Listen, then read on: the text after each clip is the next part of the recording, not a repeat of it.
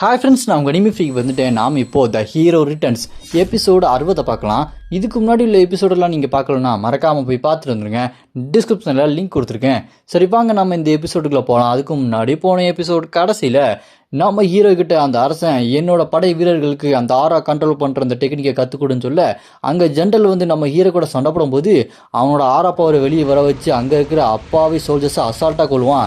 ஏன்டா அப்படி பண்ணுற நம்ம ஹீரோ கேட்டால், பவர் வேணும்னா அப்பாவிங்களெல்லாம் பார்க்கக்கூடாதுன்னு சொல்லிட்டு வில்லத்தனமாக பேச, அவன் கதையை நம்ம ஹீரோ முடிச்சுட்டு அப்படியே இந்த பக்கம் அந்த அரசங்கிட்ட வந்து ஏன்டா அப்படி பண்ணுற அப்படின்னு சொல்லிட்டு கேட்க, அதோட போன எபிசோடு முடிஞ்சிருக்கும். வாங்க நம்ம இந்த எபிசோடில் என்ன நடக்குதுன்னு பார்க்கலாம். இந்த எபிசோடு ஸ்டார்டிங்கில் நம்ம ஹீரோ அந்த அரசன் தனியாக நின்றுருப்பான். அவங்ககிட்ட போயிட்டு, நீ என்ன இவங்களுக்குலாம் கற்றுக் கொடுத்துருக்க? அவங்க ஆரா டெக்னிக் மூலமாக மனுஷங்களுக்கு இறக்கம் காட்டாமல் ஒரு மான்சர் மாதிரி மாறி இறக்கமே இல்லாமல் கொண்டுட்டு இருக்காங்க. இதுதான் நீ கற்றுக் கொடுத்துட்ருக்கியா அப்படின்னு சொல்லிட்டு நம்ம ஹீரோ கேட்டதுக்கு, அந்த அரசன் நம்ம ஹீரோவை பார்த்து, நீ என்ன பேசிகிட்டு இருக்க? இந்த மாதிரி பேசிகிட்டு இருக்கும்போது நீ எப்படி இந்த அளவுக்கு ஸ்ட்ராங்காக மாறின? நீ பார்த்தல அந்த டிராகன் மான்ஸ்டரை, உன்னால் அவனை தோக்கடிக்க முடியும்னு நினைக்கிற? அதெல்லாம் ஒன்றும் பண்ண முடியாது. அவங்ககிட்ட இப்போ வரைக்கும் யாருமே போகவே முடியல. அந்த அளவுக்கு ஸ்ட்ராங்காக இருக்கிறான். அப்படி ஒருத்தர் இருக்கும்போது நான் கருணை இறக்கம் இதெல்லாம் பார்த்துட்டு இருந்தேன்னா சுத்தமாக விளங்கவே விளங்காது. எனக்கு தேவை பவர் தான். இந்த பவரை வச்சு எப்படியாச்சும் அந்த டிராகனை நான் அழிச்சே தீரணும். நான் சீக்கிரமாக ஸ்ட்ராங் ஆகணும். நான் இப்படி படிப்படியாக ஒவ்வொருத்தருக்காக இறக்கம் பார்த்துட்டு இருந்தேன்னா வேலைக்கே ஆகாது. அதனால தான் நான் இந்த மாதிரி கற்றுக் கொடுத்துருக்கேன். உயிரோடு இருக்கணும் அப்படின்னா அதுக்கு ஸ்ட்ராங்காக இருக்கணும். இப்போ நீ போகிற போக்கில் பார்த்தா ஆரா டெக்னிக் எல்லாத்தையுமே அசால்ட்டாக கண்டுபிடிச்சி எல்லாத்தையுமே யூஸ் பண்ணுற. ஆனால் அது உருவான பாதையில் எமோஷனல் எதுவுமே இருக்காது. உணர்வுகளே இல்லாமல் அது ஒரு கடவுள் தன்மையை வச்சுருக்கோம். அதனால் இந்த மாதிரி ஹியூமன் இருக்கிற இந்த எமோஷனலுக்கெல்லாம் வேல்யூவே இல்லை. சீக்கிரமாக ஸ்ட்ராங் ஆகணும், அவ்வளோதான் என்னோட ஒரே குறிக்கோள் அப்படின்னு சொல்லிட்டு இந்த அரசன் சொன்னோன்னே, அதை கேட்டு நம்ம ஹீரோ மனசில் யோசிச்சு பார்ப்பாரு. நம்ம ஹீரோக்கு தான் அந்த டீமன் கார்டும் மக்கிங்கும் இவங்க ரெண்டு பேருமே அன்பாக நம்ம ஹீரோக்கு அதை சொல்லி கொடுத்துருப்பாங்க. அதை நம்ம ஹீரோ ஆராவை வெளியே கொண்டு வந்து செம மாசம் அவனை பார்த்து, ஏய் எனக்கு 2 பேர் சொல்லி கொடுத்தாங்க, ஆனால் அவங்க ரொம்பவே நல்லவங்க. அவங்க நினச்சிருந்தா என்னை கொண்டிருக்கலாம், ஆனால் அவங்க நல்ல மனசோட இதெல்லாம் பண்ணாங்க. அப்படி இருக்கும்போது உன்ன மாதிரி கெட்ட எண்ணத்தோடு இதெல்லாம் பண்ணணும்னு சொல்லிட்டு ஒரு அவசியம் இல்லை அப்படின்னு நம்ம ஹீரோ கேட்டோன்னே, அதுக்கு அந்த அரசன், நீ என்ன பேசிகிட்டு இருக்க? அதுக்கெல்லாம் வேலையே இல்லை. நான் இந்த வழியை சூஸ் பண்ணதுக்கு ஒரு முக்கியமான காரணமும் இருக்குது. இதுதான் ஒரே வழி. இதெல்லாம் ஈஸியாக இருக்க போகிறதில்ல. நான் கண்டிப்பாக திரும்ப பின் வாங்கிறதா இல்லை. நான் இதே மோடில் போய் என்னோடய ஆரா பவர் மூலமாக எல்லாருக்குமே அதை ஆரா டெக்னிக்கை கற்றுக் கொடுத்து சீக்கிரமாக அந்த டிராகனை கொன்னே தீரணும் அப்படின்னு அவன் ரொம்ப வில்லத்தனமாக பேச ஆரம்பிச்சிருவான். அதை கேட்டு நம்ம ஹீரோ, இவன் ரொம்ப பயங்கரமாக இருக்கானே, ஒருவேளை இவன் தான் அந்த வேட்டைக்காரனும். ஏன்னா நம்ம ஹீரோக்கு stop the birth of the ப்ரெடேட்டரோட அந்த பிறப்பை தடுத்து நிப்பாட்டுன்னு சொல்லிட்டு தான் அந்த டாஸ்க் இருக்கும். இதை நம்ம ஹீரோ என்னன்னு கண்டுபிடிக்கிறதுக்கே இன்னும் நாளாக இருக்குது போல இருக்குது. நம்ம ஹீரோ இது என்னன்னு சொல்லிட்டு கண்டுபிடிக்கவே இல்லை. இங்கே இருக்க அந்த அரசன், என்ன நீ என்ன சொல்ல போகிற? உன்னோட ஆன்சர் என்ன? பவரை ப்ரூவ் பண்ணுறியா இல்லையா? இந்த மாதிரி இறக்கம் காட்டிகிட்டு இருக்காத அப்படின்னு சொல்லும்போது, அதை கேட்டு நம்ம ஹீரோ, உங்ககிட்ட தெளிவாக சொன்னால் புரியாது போல இருக்கே அப்படின்னு சொன்ன உடனே அந்த அரசனும், அப்போ புரியுற மாதிரி சொல்லு அப்படின்னு அவனோட ஸ்வாட் எடுப்பான். அதில் அவனோட ஆரா பவர் வந்து ரெட் கலரில் இருக்கும். இந்த பக்கம் நம்ம ஹீரோ அவனோட ஸ்வாட் எடுத்துகிட்டு சொல்லி கொடுக்கண்டா அவனுக்கு புரியுற மாதிரி அப்படின்னு நம்ம ஹீரோ சண்டைக்கு ரெடி ஆவான். 2 பேர் அப்படி நேருக்கு நேராக போய் பயங்கரமாக மோதிட்டு இருப்பாங்க. அப்போ அந்த அரசன் என்ன பண்ணுவான், அவனோட மேஜிக் பவர் மூலமாக ஸ்பேஸ் போர்ட்டல் மாதிரி உருவாக்கி அதுக்குள்ளே நம்ம ஹீரோவை அட்டாக் பண்ணி தள்ளி விட்டு அப்படியே வேற ஒரு இடத்துக்கு கொண்டு வர மாதிரி வச்சுருவான். நம்ம ஹீரோ அந்த இடத்துலேருந்து அப்படி வேற இடத்துக்கு வந்து இவங்க மாறி மாறி சண்டை போட்டுகிட்டே இருப்பாங்க.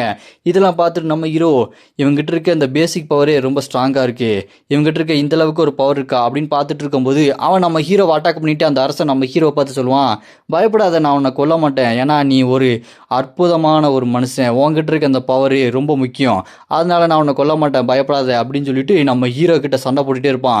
அப்போ நம்ம ஹீரோவோட கண்ணில் அந்த சேஜ் பவர் அப்படியே வெளியே வந்துட்டு இருக்கும். அது பயங்கரமாக இருக்கும் நம்ம ஹீரோக்கு. அப்படியே அவங்க 2 பேரும் கீழே லேண்ட் ஆகிட்டு மறுபடியும் சண்டை போட வரும்போது அந்த அரசன் நம்ம ஹீரோவை ஸ்வாடை வச்சு வேகமாக அட்டாக் பண்ண வருவான்.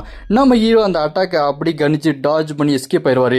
அதை பார்த்து அந்த அரசன், பரவாயில்லையே, இந்த அட்டாக்கை நீ மறுபடியும் டாஜ் பண்ணிட்டியா, அவன் கண்ணு அப்படி மின்னுது, சரி இப்போ இந்த அட்டாக்கை நீ எப்படி டாஜ் பண்ணுறன்னு பார்க்கலாம், வித்தியாசமாக ட்ரை பண்ணலாமா அப்படின்னு அவனோட ஸ்வாடை எடுத்து நேராக நம்ம ஹீரோவை அப்படி குத்த வருவான். நம்ம ஹீரோவும் அதே மாதிரி ஸ்வாடை வச்சு அப்படி அட்டாக் பண்ண ரெடியாக இருப்பார்.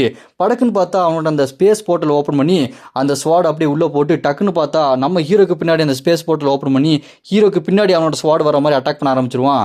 அதை பார்த்து நம்ம ஹீரோ டக்குன்னு அந்த மங்கிங் கொடுத்தான் பார்த்தீங்கன்னா, அந்த மேகம் ஃப்ளையிங் நிம்போஸ் வெளியே வா அப்படின்னு சொன்னோன்னே அந்த மேகம் அப்படியே குறுக்க வந்து நம்ம ஹீரோவை காப்பாற்றிடும். அதே நேரத்தில் இந்த பக்கம் அந்த அரசன் நம்ம ஹீரோட மூஞ்சிலேயே பொக்குன்னு ஒரு குத்து விட்டுருவான். நம்ம ஹீரோ அடி வாங்கினதில் சும்மா பறந்து போய் செவுத்துல மோதுவா பாருங்க, அடி செம்மையாக வந்திருக்கும் நம்ம ஹீரோக்கு. அப்படியே நம்ம ஹீரோ எந்திரிச்சு நிற்க மறுபடியும் ஒரு ஸ்லாஷ் மாதிரி போடுவான் பாருங்க. இதை பார்த்து நம்ம ஹீரோ, இது என்னால் டாஜ் பண்ண முடியும்னு நினைக்கிறேன், டாஜ் பண்ணுறேன் அப்படின்னு சொல்லிட்டு டாஜ் பண்ண ட்ரை பண்ணும்போது டக்குன்னு பார்த்தா வந்த அட்டாக்கு அப்படியே வேறு மாதிரி டைரக்ஷனில் மாதிரி சட்டார் நம்ம ஹீரோவை அட்டாக் பண்ணிடுது. நம்ம ஹீரோவை அட்டாக் பண்ணி நம்ம ஹீரோ அப்படி பறந்து போய் விழும்போது அப்போ நம்ம ஹீரோ மனசுக்குள்ளே யோசிச்சுட்டு இருப்பான், என்னது இவனால் ஸ்பேஸ் எல்லாத்தையுமே மேனிப்புலேட் பண்ண முடியுதா, எப்படி இந்த மாதிரி ஒரு மேஜிக் பவர் இவங்கிட்ட இருக்குது, என்னால் அதை நம்பவே முடியலையே, ஸ்பேஸு அந்த மேனிப்புலேஷன் பவர் எல்லாமே அவன்கிட்ட இருக்குது அப்படின்னா இவங்ககிட்ட ஏதோ ஒரு வித்தியாசமான ஒரு பவர் இருக்குது அப்படின்னு சொல்லும்போது மறுபடியும் அவனோட ஸ்வாடை வச்சு ஸ்லைஸாக போட்டுக்கிட்டு இருப்பான். அந்த அட்டாக்கில் நம்ம ஹீரோ வந்து அட்டாக் பண்ணிகிட்டு இருக்கும்போது அப்போ அவன் நம்ம ஹீரோ பார்த்து, என்னடா இப்போ புரியுதா, பவரை அடையிறது மட்டும்தான் ஒரே கோல், இதுதான் என்னோட இப்போ இருக்கிற டெக்னிக்கு, இது எப்படி நல்லா இருக்கா அப்படி சொல்லிட்டு நம்ம ஹீரோ வச்சு அந்த ஸ்லைஸ்லாம் அப்படி விரட்டிக்கிட்டே இருக்கும். நம்ம ஹீரோ அந்த அட்டாக்லேருந்து தப்பிச்சு அப்படி எஸ்கேப் ஆகி போய்கிட்டே இருப்பார். நான் இதோட ஃப்ளோ எப்படி இருக்குது, இவன் எப்படி இந்த ஆராவெல்லாம் யூஸ் பண்ணுறான் அப்படின்னு நான் கண்டுபிடிச்சே தீரணும் அப்படின்னு சொல்லிட்டு டக்குன்னு திரும்பிட்டு ஒரு ஸ்லைஸை சட்டார்னு ஒரு போட இருப்பாருங்க. அங்கே டமால் அப்படி சொல்லி வெடிச்சு சதறும். இவன் பார்த்தா மேஜிக் ஷீல்டெல்லாம் கிரியேட் பண்ணி அந்த அரசன் அப்படி பாதுகாப்பாக நிற்பான். இதை பார்த்து அந்த அரசன், பரவாயில்லையே இவங்கிட்ட இந்த அளவுக்கு எக்ஸ்ப்ளோஷன் பவர்லாம் இருக்குதா அப்படின்னு அவன் அந்த அரசன் நம்ம ஹீரோவை பார்த்துக்கிட்டு இருக்கும்போது நம்ம ஹீரோ அந்த ஃப்ளையிங் நிம்பாஸ் மேகத்துலேருந்து அந்த இடியை இறக்குவார் பாருங்க. அது செம வேகமாக வந்து இந்த அரசனை அட்டாக் பண்ணும். டமால் டுமால்னு சொல்லிட்டு அந்த இடியை வந்து அடிக்கும் பாருங்க. அடித்தோடனே இந்த இவன் என்ன அவன் அவ்வளோதான் அவன் கதை முடியுமே அப்படின்னு சொல்லிட்டு பார்த்தா இவன் அடி வாங்கிட்டு அப்படியே அந்த ஸ்வாடை தரையில் ஊனி நின்றுட்டுருப்பான். இருந்தாலும் அவனுக்கு அடி கொஞ்சம் பயங்கரமாக விழுந்திருக்கும். பல்ல கடிச்சிக்கிட்டு, நீ ஒரு மான்ஸ்டர்ரா அப்படின்னா நானும் ஒரு மான்ஸ்டராக மாதிரி தான் உன்னை தோக்கடிக்கணும் போலையே அப்படின்னு அசால்ட்டாக நம்ம ஹீரோ பார்த்து வில்லத்தனமாக பேசிக்கிட்டு இருப்பான். இவனுக்கு ஒன்றுமே ஆகலை. சட்டான்னு பார்த்தா நம்ம ஹீரோக்கு பின்னாடி வேகமாக போய் நம்ம ஹீரோவை அட்டாக் பண்ண போகும்போது நம்ம ஹீரோ அந்த விசிறி இருக்குது பார்த்தீங்களா, இதுக்கு முன்னாடி அந்த டீமன் கார்டும் மங்கி கிங்கும் அவங்க ஒரு கிஃப்டாக கொடுத்துருப்பாங்க. இதை டீமன் கார்டு தான் கொடுத்துருப்பாரு. அந்த விசிறி எடுத்து டக்குன்னு திரும்பி ஒரு வீசு மூச்சு எழுத்துட்டு ஒரு வீசுவான் பாருங்க. அந்த வீசில் ஒரு மிகப்பெரிய 2 3 4ன்ற மாதிரி நிறைய சூறாவளி காற்று சும்மா சொல்ட்டி அடிக்கும். அடித்ததில் அங்கே நம்ம ஹீரோவே இருக்க மாட்டான், அந்த அரசன் தான் நிற்பான். அந்த சூறாவளி காற்றை யூஸ் பண்ணதில் அவனுக்கு அந்த அரசனுக்கு அடிபடுன்னு சொல்லிட்டு பார்த்தா நம்ம ஹீரோ அடிபட்டு மயங்கி போயிட்டான். இதை பார்த்து அந்த அரசன், இந்த மாதிரி ஒரு பவர் எப்படி இவங்கிட்ட இருக்கு, இந்த பவர் நான் இதுக்கு முன்னாடி பார்த்ததே இல்லையே அப்படின்னு சொல்லிட்டு அந்த அரசனே ரொம்ப குழம்பி போயிடுவான், இது எந்த மாதிரி பவர் அப்படின்னு. அப்படியே கட் பண்ணால் அந்த புயல் வந்துச்சு பார்த்தீங்களா சூறாவளி, அந்த விசிறி மூலமாக அந்த சூறாவளியும் நம்ம ஹீரோ கிட்ட இருக்க அந்த மேகம் மங்கி கிங் கொடுத்தது. இந்த வெள்ளை மேகம் மங்கி கிங்கோடது, அந்த சூறாவளி பச்சை கலர் வந்து டீமன் கார்டு உருவாக்குனது. இதுங்க 2 பேசிகிட்டு இருக்கும். அந்த சூறாவளி இந்த மேகத்தை பார்த்து, ஏய் என்னடா உன்ன மாதிரி ஒரு கத்துக்குட்டிக்கிட்டலாம் நான் நின்றுட்டுருக்கேன், நீலாம் எதுக்கடா இங்கே இருக்க அப்படி சொல்லும்போது அதை கேட்டு அந்த மேகம், ஏய் என்னடா சூறாவளினா நீ பெரிய இவனா, சாதாரண விசிறிலேருந்து தானே வர அப்படி சொல்லும்போது அதை கேட்டு அந்த சூறாவளி, என்ன சொன்னேன், நான் டீமன் கார்டு உருவாக்கணும்டா, நான் உன்னோட பெரியவன், உன்ன மாதிரி பிள்ளைக்கா பையன் கூடலாம் நான் இருக்கேன் பார்த்தியா அப்படின்னு சொல்லிட்டு அதுங்க 2 சண்டை போட்டுட்டு இருக்கோம். அதுக்குள்ளே சண்டை போட்டுட்டு இருக்கும்போது நம்ம ஹீரோ குறுக்கு வந்து, ஆமாம் இங்கே என்ன நடக்குது அப்படி சொல்லிட்டு கேட்டோன்னே அதை கேட்ட அந்த மெல்ல மேகம் நம்ம ஹீரோ பார்த்து, இவன் தான் கெஞ்சி கேட்டிருப்பான், அதனால தான் அவன்கிட்ட கொடுத்துருக்கான், இல்லைனா இவன்ட்டு எதுக்கு நான் வரேன் அப்படி சொல்லும்போது அதை கேட்ட அந்த சூறாவளி, அப்படியா இவனா நம்மளை கெஞ்சி கேட்டான், அப்படின்னு தெரியலையே, நானாக சூஸ் பண்ண மாதிரி தான் இருந்துச்சு, ஆனால் கெஞ்சி கேட்டான், பரவாயில்ல நானே சூஸ் பண்ணிட்டேன் அப்படின்னு சொல்லிட்டு அந்த வெள்ளை மேகம் சொல்லிட்டு இருக்கும்போது இங்கே நம்ம ஹீரோக்கு என்ன நடக்குதுன்னே ஒன்றுமே புரியாது. டக்குன்னு பார்த்தா நம்ம ஹீரோ அந்த அரசனோட அந்த பெட்ரூமில் அப்படி டப்புன்னு கண்ணு முழிச்சு எந்திரிச்சு நிற்பான். அப்படி எந்திரிச்சு நிற்கும் போது அப்போ அந்த அரசன் காஃபி குடிச்சிட்டே இருப்பான். இந்த மாதிரி ஒரு பவர் நான் இதுக்கு முன்னாடி யூஸ் பண்ணதே இல்லை, நம்ம இப்படியே சண்டை போட்டுட்டு இருந்தால் செத்துருவோம் அப்படின்னு சொல்லும்போது அதை கேட்டு நம்ம ஹீரோவும், ஆமாம் இதில் ஒரு யூஸும் இல்லை, நம்ம ஏதாச்சும் சீக்கிரமாக ஒரு முடிவு பண்ணி ஆகணும், நம்ம ஒரு நல்ல முடிவுக்கே போகலாமே அப்படின்னு சொல்லிட்டு நம்ம ஹீரோ சொல்லும்போது அதை கேட்ட அந்த அரசனும், நல்ல முடிவுனா எப்படி, உனக்கு கற்றுக் கொடுத்தாங்கன்னு சொன்னியே 2 பேர், அவங்க நல்லவங்க, அந்த மாதிரி நம்மளும் நல்லவங்களா இருக்குன்னு சொல்கிறியா, அது என்ன ஏதுன்னு எனக்கு தெரியல, ஆனால் எனக்கு தேவையெல்லாம் பவர் தான், அதை நோக்கி நான் போய்கிட்டே தான் இருப்பேன், நான் ஸ்ட்ராங்காக மாறிக்கிட்டே தான் இருப்பேன் அப்படின்னு நம்ம ஹீரோகிட்ட அவன் சொல்லிவிட்டு அங்கே அந்த அரசன் கதவை திறந்துட்டு அப்படியே வெளியே போவான்.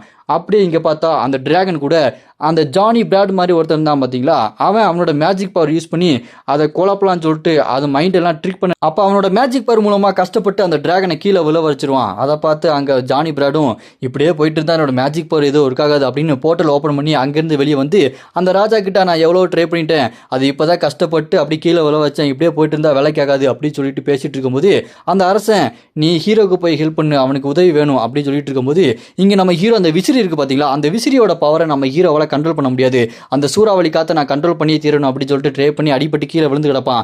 ஜானி பிராட் அவனு மேஜிக் பவர் யூஸ் பண்ணி நம்ம ஹீரோவை ஹீல் பண்ணிடணுன்னு நம்ம ஹீரோ ஹீல் ஆகிட்ட உடனே சரி ரொம்ப தேங்க்ஸ்டா, நான் மறுபடியும் இதை ட்ரைனிங் பண்ணி எப்படியாச்சும் கண்ட்ரோல் எடுத்தே ஆகணும் அப்படின்னு சொல்லிட்டு அந்த விசிறியை யூஸ் பண்ணி நம்ம ஹீரோ மறுபடியும் அந்த சூறாவளி காற்றை அப்படியே வெளியே கொண்டு வருவான். அந்த சூறாவளி காற்றை அப்படியே வெளியே வந்தோடனே நம்ம ஹீரோவால் மறுபடியும் கண்ட்ரோல் பண்ண முடியாது, அடி வாங்கி அப்படி கீழே விழுந்து மயங்கி விழுந்துருவான். இந்த மாதிரி நம்ம ஹீரோ விழுந்தோடனே அங்கே இருக்க ஜானி பிராடு நம்ம ஹீரோவை ஹீல் பண்ணி விடுவான். இந்த மாதிரி நம்ம ஹீரோ 9 நாள் அப்படி 10 நாள்ன்ற மாதிரி தொடர்ந்து ட்ரைனிங் எடுத்துக்கிட்டே இருக்கிறான். 10 நாள் கழிச்சு நம்ம ஹீரோ அந்த சூறாவளி காற்றை கண்ட்ரோல் பண்ணிடுவான். அந்த சூறாவளி காற்றை இப்போ நம்ம ஹீரோ கண்ட்ரோல் பண்ணி நம்ம ஹீரோக்கு இப்போ அடிபடாமல் இருக்குது. நம்ம ஹீரோவை 10 நாள் அடிபட்டாலுமே அந்த ஜானி பிராடு ஹீல் பண்ணி விட்டு இப்போ சூறாவளி காற்றை நம்ம ஹீரோ கண்ட்ரோல் பண்ணிட்டான். அப்படி நம்ம ஹீரோ கண்ட்ரோல் பண்ண உடனே நம்ம ஹீரோ ஜானி பிராட் மாதிரி இருக்கான் பாருங்க, அவனை பார்த்து ரொம்பவே நன்றிடா, நீ எனக்கு நல்ல உதவி பண்ணியிருக்க அப்படின்னு சொல்லும்போது அவன் உடனே நான் என்னை மன்னிச்சிரு அப்படி சொல்லிட்டு கத்தி அழ ஆரம்பிச்சிருவான். அதை பார்த்து நம்ம ஹீரோ எதுக்கு மன்னிக்கணும், ஏன் இப்படி கத்துறான் அப்படி சொல்லிட்டு நம்ம ஹீரோக்கு ஒன்றுமே புரியாது. இவன் எதுக்கு எப்படி கத்துறான், எதுக்கு சாரி கேட்குறான் அப்படின்றத நம்ம அடுத்த எபிசோடில் பார்க்கலாம். அடுத்த எபிசோட் அவங்க ரிலீஸ் பண்ண உடனே உங்களுக்காக நான் எடுத்துகிட்டு வந்துடுவேன். அடுத்ததாக ஒரு புது மாங்குவா போடலான்னு இருக்கிறேன். அந்த மாங்குவாக்கு நீங்கள் தொடர்ந்து லைக் பண்ணி சப்போர்ட் பண்ணி ஃபாலோ பண்ணுங்கள்.